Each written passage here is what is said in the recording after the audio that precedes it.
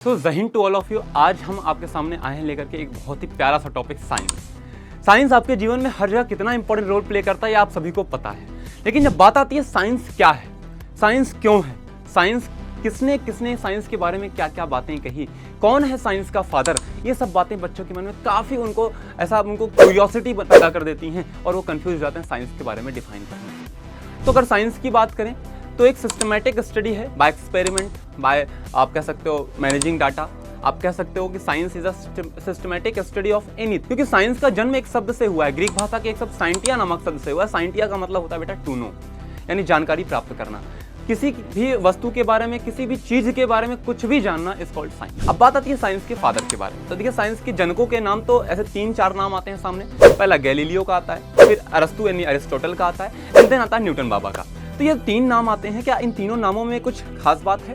किसी एक को हम नहीं कह सकते? नहीं, बिल्कुल नहीं, क्योंकि हमारे पास जो डाटा है वो एग्जैक्ट डाटा नहीं होता है।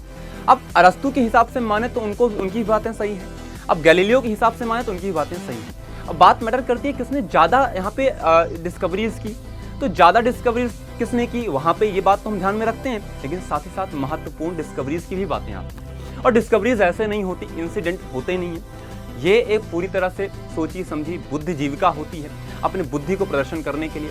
अगर सबसे पहले हम बात करें, आपके मन में न्यूटन का नाम बहुत चल रहा होगा, तो सर आइजैक न्यूटन की अगर मैं बात करूं तो न्यूटन साहब ने मैकेनिक्स में बहुत सारी चीज़ें बताई हैं, मोशन के बारे में, लॉज ऑफ मोशन दिए हैं, ग्रेविटेशनल के लॉज दिए हैं। तो वहीं अगर हम गैलीलियो की बात कर लें तो गैलीलियो ने जुपिटर पे मून की बातें की हैं, फेजेस ऑफ मून की बातें की हैं, और साथ ही साथ इनर्शिया जो न्यूटन के मोशन के सिद्धांतों का न्यू है। इनर्शिया की शुरुआत, न्यूटन के लॉज की शुरुआत कहाँ से होती है? इनर्शिया से, लॉ ऑफ इनर्शिया से, जो गैलीलियो ने दिया। वहीं बात अरस्तु की कर लें तो अरस्तु ने भी भैया बायोलॉजी में बहुत चीजें दी हैं, और अरस्तु को फादर ऑफ साइंस कहा जाता है, पर गैलीलियो को फादर ऑफ मॉडर्न साइंस कहा जाता है, क्योंकि गैलीलियो ने चीजों को सही एक्सपेरिमेंटल वे में करना सिखाया। अरस्तु ने तो अपनी फिलॉसफी दी।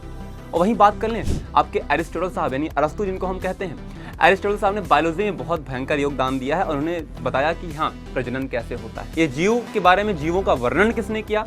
एरिस्टोटल साहब ने। तो science is the study of systematic, by experiment, experiment के थ्रू सिस्टम से स्टडी करना, मैनेज करके डाटा को स्टडी करना। और इनके साथ साथ आपके आते हैं गैलीलियो साहब, जिन्होंने एक्सपेरिमेंट को दुनिया में पैदा किया और जिन्होंने बताया कि हाँ एक्सपेरिमेंट से, डाटा से, कलेक्शन से हम साइंस को समझ सकते हैं।